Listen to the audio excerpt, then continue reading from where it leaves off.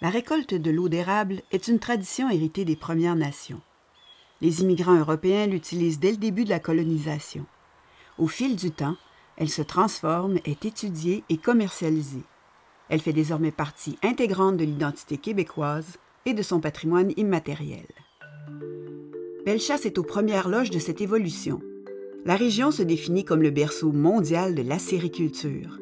Son histoire est donc intimement liée à celle de l'érable. Depuis plusieurs générations, les traditions se perpétuent. Des visionnaires améliorent la viabilité et la qualité de l'acériculture et participent à son rayonnement. Selon certaines légendes, l'eau d'érable aurait été découverte par hasard par des autochtones qui auraient coupé de l'écorce de cet arbre pour éviter la famine lors d'un printemps tardif. Ils commencent alors à l'utiliser en cuisine, mais aussi pour ses bienfaits sur la santé, notamment pour fortifier leur système immunitaire. Au fil des siècles, ils échangent idées et bonnes pratiques avec les premiers colons et font évoluer son usage.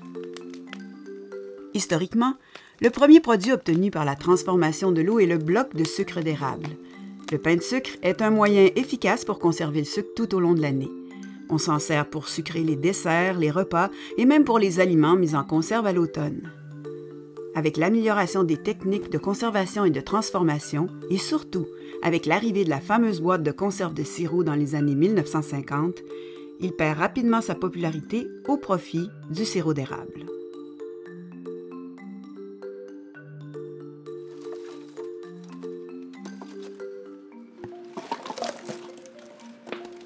Une première innovation pratique dans Bellechasse arrive aussitôt qu'en 1716.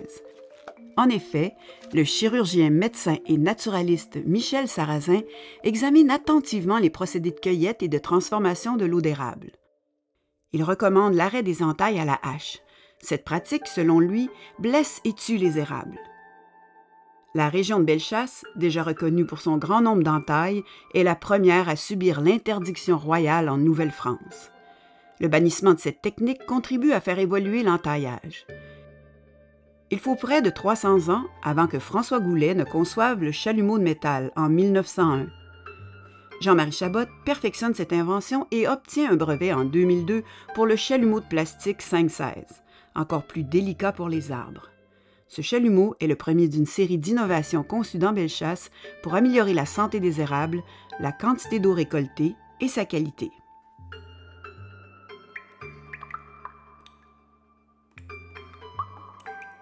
Dans les années 20, le chaos règne dans l'industrie. Les acériculteurs québécois sont impuissants devant ceux qui contrôlent le marché et leur donnent de maigres revenus. Ils obtiennent entre 3 sous à 5 sous la livre de sucre de George Carey, le roi de l'érable américain. Ce dernier insiste pour dire que son offre est à prendre ou à laisser. Pour remédier à la situation, le ministre de l'Agriculture du Québec mandate le chef de son service apicole et sucrier, Cyril Vaillancourt, originaire de Saint-Anselme, pour trouver une solution. Ce dernier fonde en 1924 la Coopérative des producteurs de sucre d'érable du Québec, aujourd'hui devenue la coopérative Citadelle. Il révolutionne les façons de faire dans toutes les régions acéricoles, dont Bellechasse. Il travaille à améliorer la qualité des produits de l'érable, à augmenter leur mise en marché. En plus, il met en place des systèmes de protection des producteurs pour valoriser le métier. Il crée 4 écoles d'acériculture pour homogénéiser la production et permettre le développement d'un produit de meilleure qualité, pouvant être vendu plus cher, soit 12 sous la livre. Cyril Vaillancourt est à l'origine d'autres changements majeurs.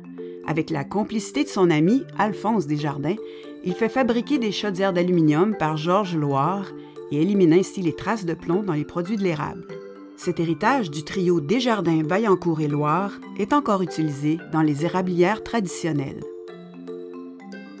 Cyril Vaillancourt introduit en 1927 une première classification du sirop d'érable canadien en 4 catégories, ce qui lui donne une qualité plus uniforme.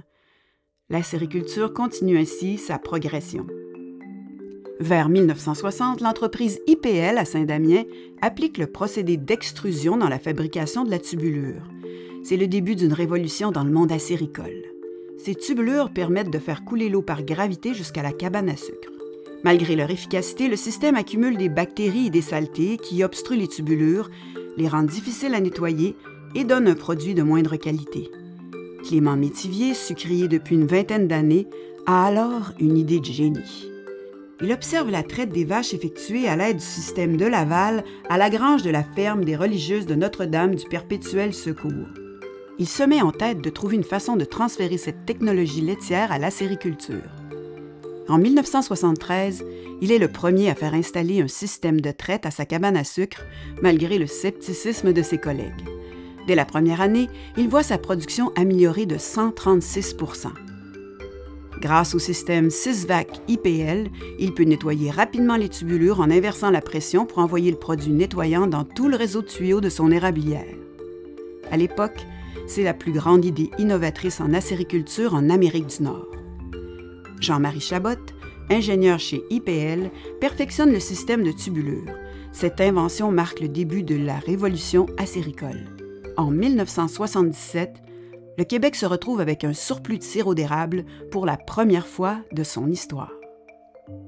En 1991, les frères Christian, Jean-Marie et Yvan Chabot prennent en charge l'entreprise Les Équipements d'érablière CDL à Saint-Lazare-de-Bellechasse. Ce leader mondial en technologie acéricole a des dizaines de brevets à son actif.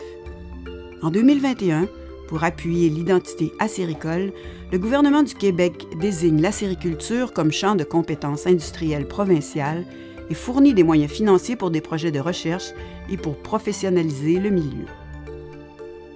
L'histoire de Bellechasse est intimement liée à l'évolution de l'érable, de sa cueillette à sa consommation, en passant par son exportation et par le développement des technologies acéricoles.